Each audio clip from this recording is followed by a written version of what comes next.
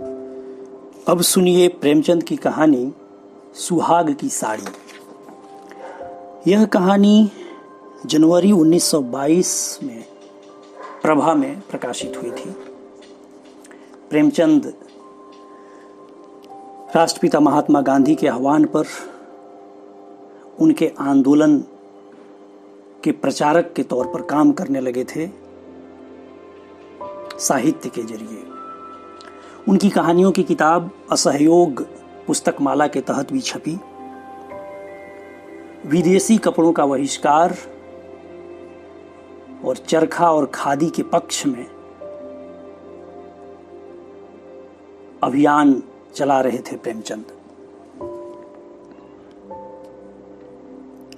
विदेशी वस्त्रों के बहिष्कार का आंदोलन कैसे गांव-गांव, कस्बे-कस्बे में फैल गया था, यह कहानी उसे बयान करती है। तो आइए सुनिए प्रेमचंद की कहानी सुहाग की साड़ी। यह कहना भूल है कि दाम्पत्य सुख के लिए स्त्री पुरुष के स्वभाव में मेल होना आवश्यक है।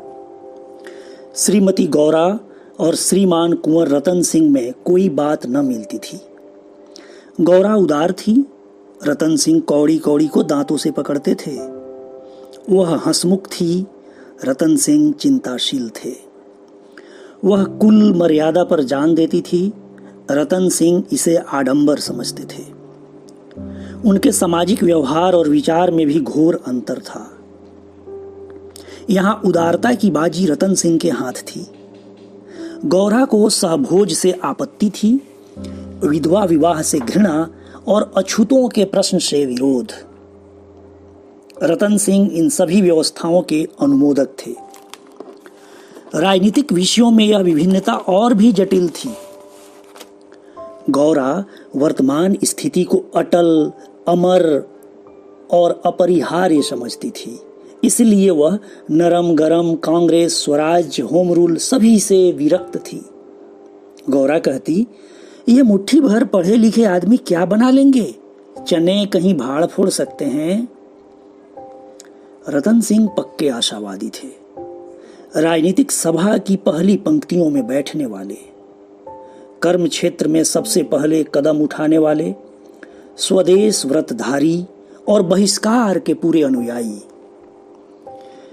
इतनी विषमताओं पर भी उनका दाम्पत्य जीवन सुखमय था। कभी कभी उनमें मतभेद अवश्य हो जाता था, पर वे समीर के वे झोंके थे जो स्थिर जल को हल्की हल्की लहरों से आभूषित कर देते हैं। वे प्रचंड झोंके नहीं जिनसे सागर विप्लव क्षेत्र बन जाता है। थोड़ी सी सदिच्छा सारी विषमताओं और मतभेदों का प्रतिकार कर देती थी। विदेशी कपड़ों की होलियां जलाई जा रही थीं। स्वयंसेवकों के जत्थे भिखारियों की भांति द्वारों पर खड़े हो होकर विलायती कपड़ों की भिक्षा मांगते थे, और ऐसा कदाचित ही कोई द्वार था जहां उन्हें निराश होना पड़ता हो। खद्दर और गाढ़े के दिन फिर आ गए थे। नैन सुख नैन दुख, मलमल तंजेब तनबेद हो गए थे। रतन सिंह ने आकर गौरा से कहा, लाओ अब सब विदेशी कपड़े संदूक से निकाल दो, दे दूं। गौरा, अरे तो इसी घड़ी कोई साइत निकली जाती है, फिर कभी दे देना। रतन, वाह, लोग द्वार पर खड़े कोलाहल मचा रहे हैं और तुम कहती हो फिर कभी दे देना। गौरा, तो यह कुंजी लो, निकाल कर दे दो, मगर यह सब है लड़कों का खेल। घर फूंकने से स्वराज न कभी मिला है और न मिलेगा। रतन, मैंने कल ही तो इस विषय पर तुमसे घंटों सिरपच्ची की थी और इस समय तुम मुझसे सहमत हो गई थी। आज तुम फिर वही शंकाएं करने लगी।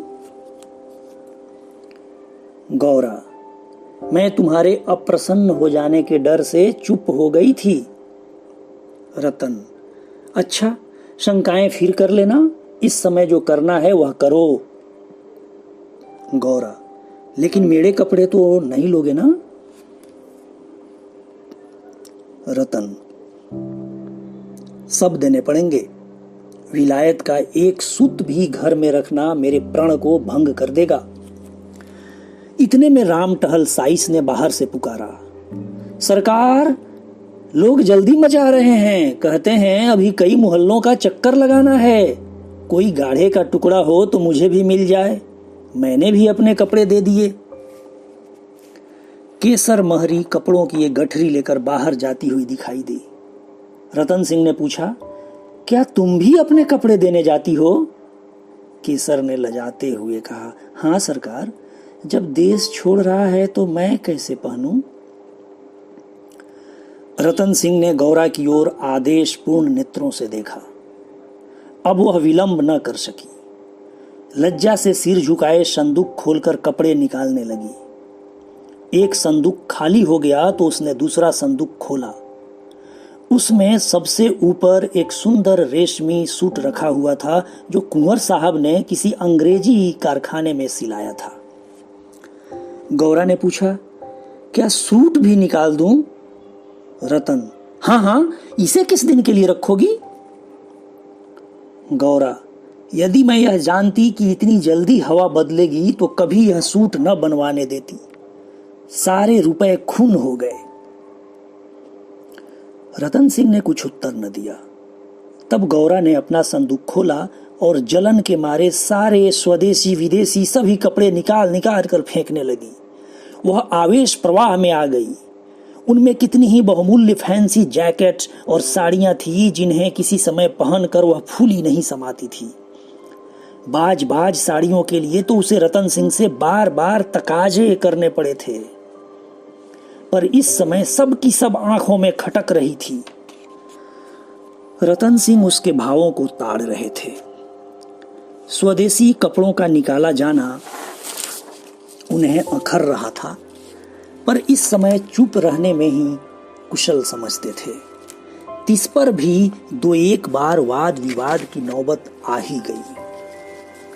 एक बनारसी साड़ी के लिए तो वह झगड़ बैठे। उसे गौरा के हाथों से छीन लेना चाहा, पर गौरा एक न मानी, निकाल ही फेंका। सहसा संदूक में से एक केसरिया रंग की तंजेब की साड़ी निकल आई जिस पर पक्के आंचल और पल्ले टंके हुए थे। गौरा ने उसे जल्दी से लेकर अपनी गोद में छुपा लिया। रतन सिंह ने पूछा, कैसी साड़ी है? गौरा, कुछ नहीं, तंजेब की साड़ी है, आंचल पक्का है। रतन, तंजेब की है तब तो जरूर ही विलायती होगी, उसे अलग क्यों रख लिया? क्या वह बनारसी साड़ियों से अच्छी है? गौरा, अच्छी तो नहीं है, पर मैं इसे नहीं दूंगी। रतन, वाह, विलायती चीज को मैं न रखने दूंगा, लाओ इधर। गौरा, नहीं, मेरी खातिर से इसे रहने दो।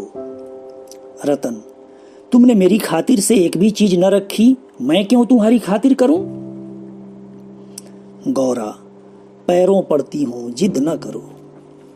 रतन, स्वदेशी साड़ियों में से जो चाहे रख लो, लेकिन इस विलायती चीज को मैं न रखने दूंगा। इसी कपड़े की बदौलत हम गुलाम बने, यह गुलामी का दाग मैं अब नहीं रख सकता, लाओ इधर। गौरा, मैं इसे न दूंगी, एक बार नहीं 1000 बार कहती हूं कि न दूंगी, न दूंगी, न दूंगी। रतन, मैं इसे लेकर छोड़ूंगा, इस गुलामी के पटके को, इस दासत्व के बंधन को किसी तरह न रखूंगा। गौरा, नाहक जिद करते हो। रतन, आखिर तुमको इससे क्यों इतना प्रेम है? गौरा, तुम तो बाल की खाल निकालने लगते हो, इतने कपड़े थोड़े हैं, एक साड़ी रखी ली तो क्या हो गया? रतन, तुमने अभी तक इन होलियों का आशय ही नहीं समझा।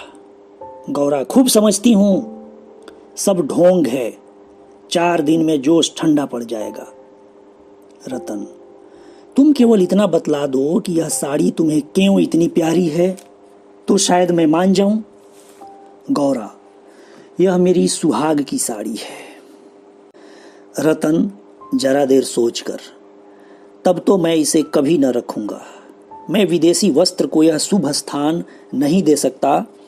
इस पवित्र संस्कार का यह अपवित्र स्मृति चिन्ह घर में नहीं रख सकता।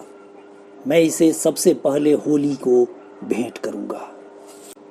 लोग कितने हतबुद्धि हो गए थे कि ऐसे शुभ कार्यों में भी विदेशी वस्तुओं का व्यवहार करने में संकोच न करते थे।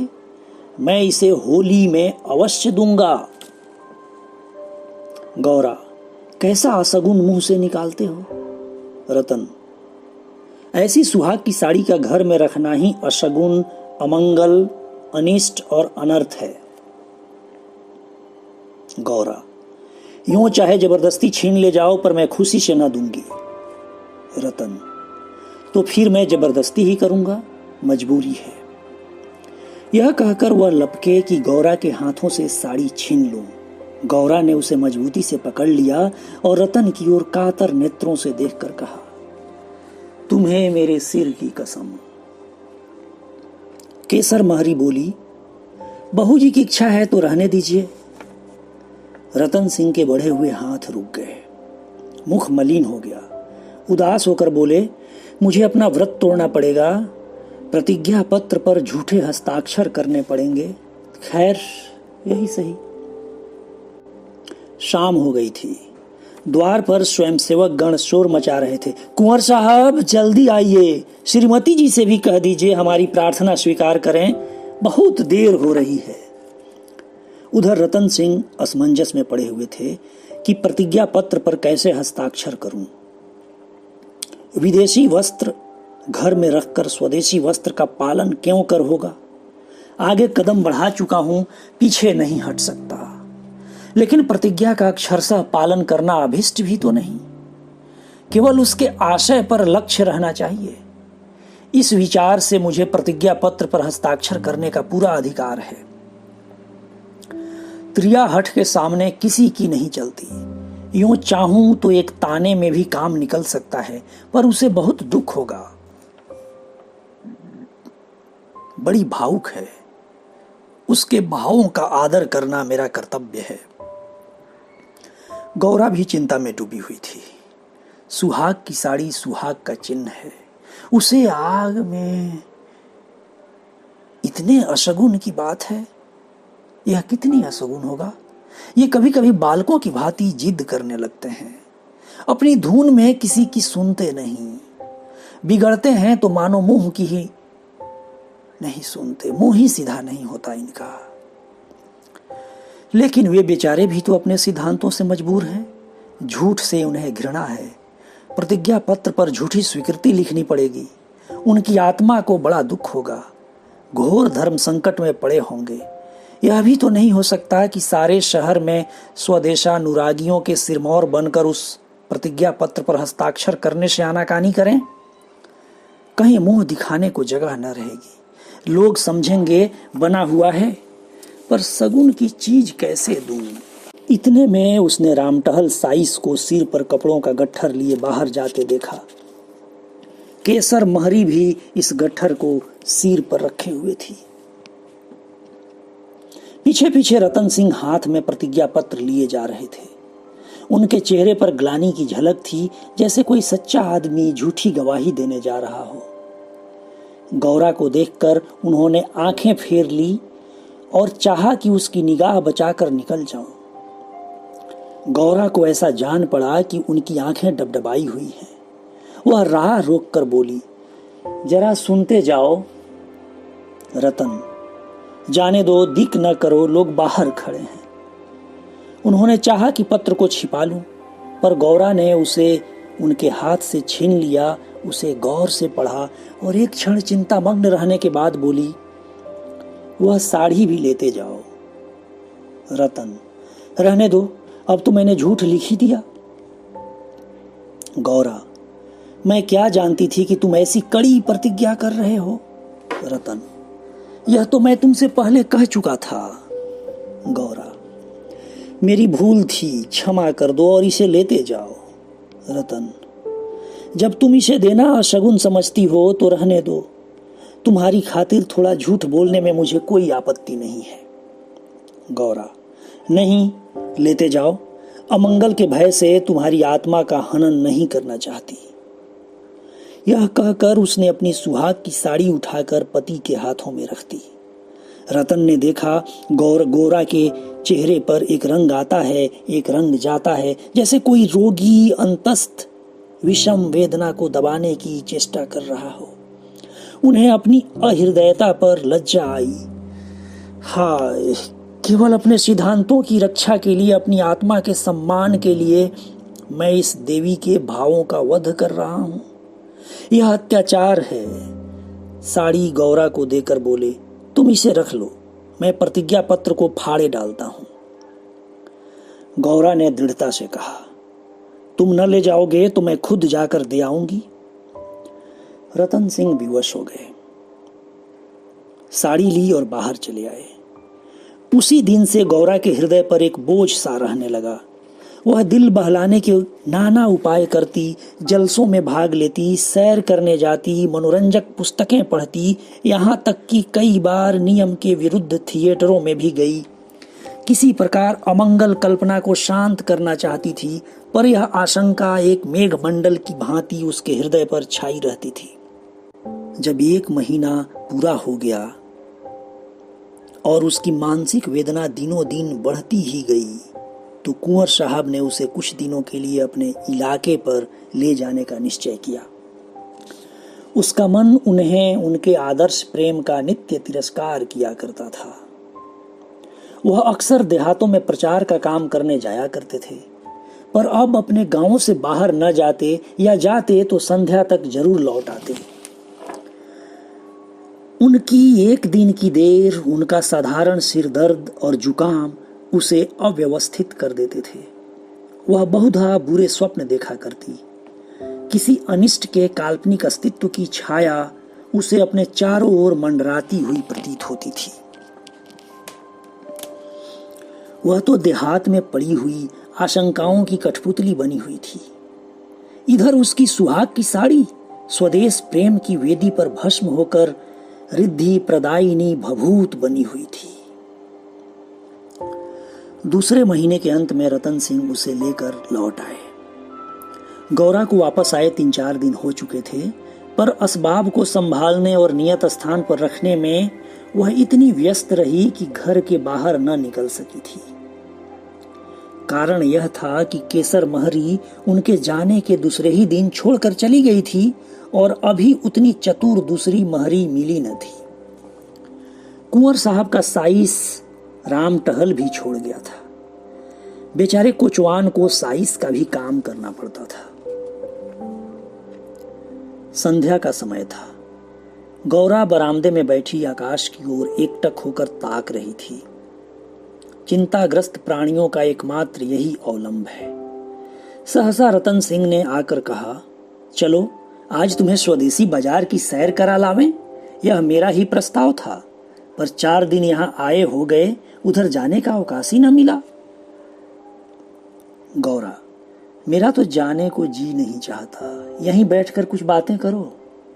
रतन, नहीं, चलो देख आवें, 1 घंटे में लौट आवेंगे। अंत में गौरा राजी हो गई। इधर महीनों से बाहर न निकली थी। आज उसे चारों तरफ एक विचित्र शोभा दिखाई दी। बाजार कभी इतनी रौनक पर न था। वह स्वदेशी बाजार में पहुंची तो जुलाहों और कोरियों को अपनी अपनी दुकानें सजाए बैठे देखा। सहसा एक वृद्ध कोरी ने आकर रतन सिंह को सलाम किया। रतन सिंह चौंक कर बोले, राम टहल, अरे तुम कहां हो अब? राम टहल का चेहरा श्री संपन्न था।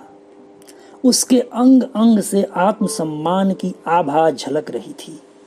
आंखों में गौरव ज्योति थी। रतन सिंह को कभी अनुमान न हुआ था कि अस्तबल साफ करने वाला बुढ़ा राम टहल इतना सौम्य, इतना भद्र पुरुष है। वह बोला, सरकार, अब तो अपना कारोबार करता हूं। जब से आपकी गुलामी छोड़ी तब से अपने काम में लग गया। आप लोगों की निगाह पर हम गरीबों पर हो गई, हमारा भी गुजर हो रहा है। नहीं तो आप जानते ही हैं किस हालत में पड़ा हुआ था। जात का कोरी हूं, पर पापी पेट के लिए चमार बन गया था। रतन, तो भाई अब मुंह मीठा कराओ। यह बाजार लगाने की मेरी ही सलाह थी, बिक्री तो अच्छी होती है। राम टहल, हाँ सरकार, आजकल खूब बिक्री हो रही है। माल हाथों हाथ उड़ जाता है। यहाँ बैठते हुए 1 महीना हो गया, पर आपकी कृपा से लोगों के 4 पैसे थे, वे बेबाक हो गए। भगवान की दया से रूखा सूखा भोजन भी दोनों समय मिल जाता है, और क्या चाहिए। मालकिन की सुहाग की साड़ी का होली में आना कहिए और बाजार का चमकना कहिए। लोगों ने कहा, जब इतने बड़े आदमी होकर ऐसे सगुन की चीज की परवाह नहीं करते तो फिर हम विदेशी कपड़े क्यों रखें। जिस दिन होली जली है उसके 2-3 दिन पहले ही सरकार इलाके पर चले गए थे। उसके पहले भी सरकार कई दिनों तक घर से बहुत कम निकलते थे। मैं तो यही कहूंगा कि यह सारी माया उसी सुहाग की साड़ी की है। इतने में एक अधेड़ स्त्री गौरा के सामने आकर बोली, बहू जी, मुझे भूल तो नहीं गई। गौरा ने सिर उठाया तो सामने केसर महरी खड़ी थी। वह सुंदर साड़ी पहने हुए थी, हाथ पांव में मामूली गहने भी थे, चेहरा खिला हुआ था। स्वाधीन जीवन का गौरव एक एक भाव से प्रस्फुटित हो रहा था। गौरा ने कहा, इतनी जल्दी भूल जाऊंगी? अब कहाँ हो? हमें लौटने भी न दिया, बीच में ही उड़ भागी। केसर, क्या करूं सरकार, अपना काम चलते देखकर सब्र न हो सका। जब तक रोजगार न चलता था तब तक लाचारी थी। पेट के लिए सेवा टहल करम कुकरम सभी करना पड़ता था। अब आप लोगों की दया से हमारे भी दिन लौटे हैं। अब दूसरा काम नहीं किया जाता। अगर बाजार का यही रंग रहा तो अपनी कमाई खाए न चुकेगी। यह सब आपकी साड़ी की महिमा है। उसकी बदौलत हम गरीबों के कितने ही घर बस गए। 1 महीना पहले इन दुकान वालों में से किसी को रोटियों का ठिकाना न था। कोई साइसी करता था, कोई तासे बजाता था, यहां तक कि कई आदमी मेहतर का काम करते थे। कितने ही भीख मांगते थे। अब सब अपने धंधे में लग गए हैं। सच पूछो तो तुम्हारी सुहाग की साड़ी ने हमें सुहागिन बना दिया, नहीं तो हम सुहागिन होते हुए भी विधवाएं थीं। सच कहती हूं, सैकड़ों जवानों से नित्य ही दुआ निकलती है कि आपका सुहाग अमर हो, जिसने हमारी राण जात को सुहाग दान दिया। रतन सिंह एक दुकान में बैठकर कुछ कपड़े देखने लगे। गौरा का भावुक हृदय आनंद से पुलकित हो रहा था। उसकी सारी अमंगल कल्पनाएं स्वप्नवत विच्छिन्न होती जाती थीं। आंखें सजल हो गई थीं और सुहाग की देवी अश्रु संचित नेत्रों के सामने खड़ी आंचल फैलाकर उसे आशीर्वाद दे रही थी। उसने रतन सिंह को भक्तिपूर्ण आंखों से देखकर कहा, मेरे लिए भी एक साड़ी ले लो। जब गौरा यहां से चली तो सड़क की बिजलियां जल चुकी थीं। सड़कों पर खूब प्रकाश था। उसका हृदय भी आनंद के प्रकाश से जगमगा रहा था। रतन सिंह ने पूछा, सीधे घर चलूं? गौरा, नहीं, छावनी की तरफ होते चलो। रतन, बाजार खूब सजा हुआ था। गौरा, यहां जमीन लेकर एक अस्थाई बाजार बनवा दो। स्वदेशी कपड़ों की दुकानें हों और किसी से किराया न लिया जाए। रतन, बहुत खर्च पड़ेगा। गौरा, मकान बेच दो, रुपए ही रुपए हो जाएंगे। रतन, और रहें पेड़ तले? गौरा, नहीं, गांव वाले मकान में। रतन, सोचूंगा। गौरा जरा देर सोचने के बाद, इलाके भर में खूब कपास की खेती कराओ और जो कपास बोए उसकी बेगार माफ कर दो। रतन, हाँ, तदबीर अच्छी है, दूनी उपज हो जाएगी।